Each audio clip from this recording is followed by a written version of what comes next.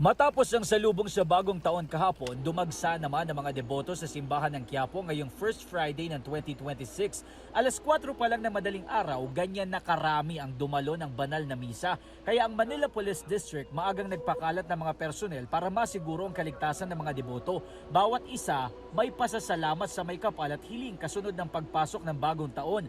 Ang 65 years old na tinderang si Marita, residente pa ng San Pedro, Laguna at dumadayo lamang sa Quiapo para magbenta ng sampagita.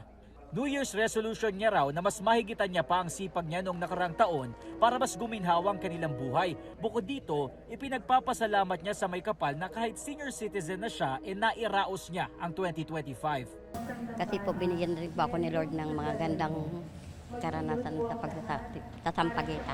Hindi ba ako nagkaroon ng maraming problema, nagkasakit. Binigyan din po ako nila mahabang buhay at lakas.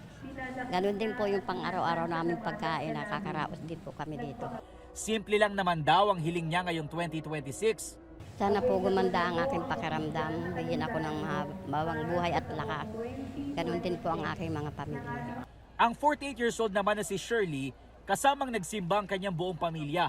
Galing pa raw sila ng Batangas at sumadya sa simbahan ng Quiapo dahil matagal na nila itong panata ng kanyang asawa. Ipinagdasal niya ang kaligtasan ng kanyang pamilya. 3 kasi sa 6 niyang anak ang may malubhang sakit. 2 sa kanila ay mayroong hemophilia habang ang kanyang 7 taong gulang na anak mayroong stage 2 lymphoma. Sa kabila nito, malaki pa rin daw ang pasasalamat nila sa may kapal.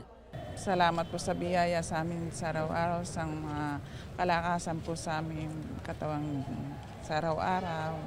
New Year's resolution ni Shirley na mas tumatag pa ang samahan nila ng kanyang pamilya. Sana po hindi na po mag-away yung pamilya po namin, yung magkasundo po kami lahat.